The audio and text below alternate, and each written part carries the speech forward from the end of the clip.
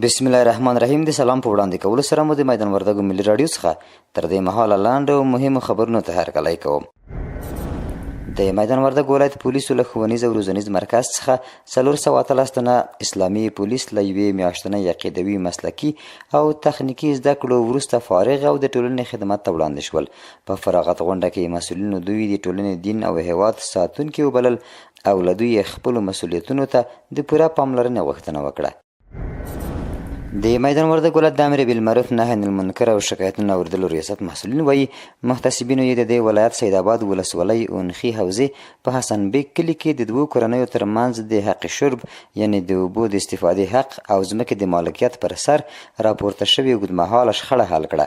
محتسبین وایي یادې شخړې له ډېر وخته ادامه لرله چې په دې وروستیو کې د دښمنۍ کچې ته رسېدلې وه، خو د امر بالمعروف نهی عن المنکر او شکایتونو اوریدلو ریاست د مسؤلینو له لوري دواړو لوري ته جدي سپارښتنې او توصیې شوي د اسلامي شریعت له مخې ورورولۍ او زغم ته رابللي او ترې غوښتي چې له مشروع لارو څخه خپل حقوق ترلاسه کړي. د افغانستان اسلامي امارت د ریاست الوزرا اداري مرستیال مولوي عبدالسلام حنفي په مشرۍ او د دې کمیسیون د غړو په ګډون د اداري کمیسیون غونډه ترسره شوه. یاده غونډه کې د امنیتي ارګانونو او د اطلاعاتو او کلتور وزارت اړوند موضوعات په هر اړخیز ډول وارزول شول او په اړه یې لازم تصمیمونه ونیول شول. د مخابراتو او معلوماتي ټکنالوژۍ وزارت وایي چې د هرات ولایت په اسلام کلا بندر کې بیرته راستنېدونکو کډوالو ته د مخابراتي او انټرنیټي ستونزو د حل په موخه 160,000 سیم کارتونه ویشل شوي دي.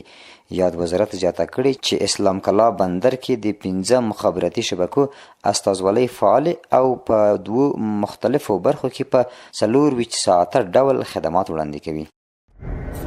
د ازبکستان د بهرنیو چارو وزیر بختیار سایدوف په مشرۍ لوړپوړی پلاوی د افغانستان، پاکستان او ازبکستان درې اړخیزه غونډه کې د ګډون په موخه کابل ته ورسید. د افغانستان اسلامي امارت د بهرنیو چارو وزیر مولوي امیر خان متقي په ار کې د نوموړي هرکلی کړی دی. ټاکل شوی د افغانستان اسلامي امارت رئیس الوزرا ملا محمد حسن اخوند د ازبکستان بهرنیو چارو وزیر سره په لیدنه کې د دوه اړخیزو اړیکو د پراختیا ترڅنګ د سیمه ییزو پروژو په ځانګړي ډول د ټرانس افغان ریل پټلۍ پروژې په اړه هم بحث او خبرې وکړي. تېره ورځ له ایران څخه 20,000 او 42 افغان کډوال د اسلام قلعه او ورېښمو له لارې هیواد ته راستنه شول. دغه راز په دې موده کې له پاکستان څخه 924 افغان کډوال د تورخم او سپین بولدک یعنې ډیورنډ فرضي کرښې له لارې افغانستان ته راستنه شول.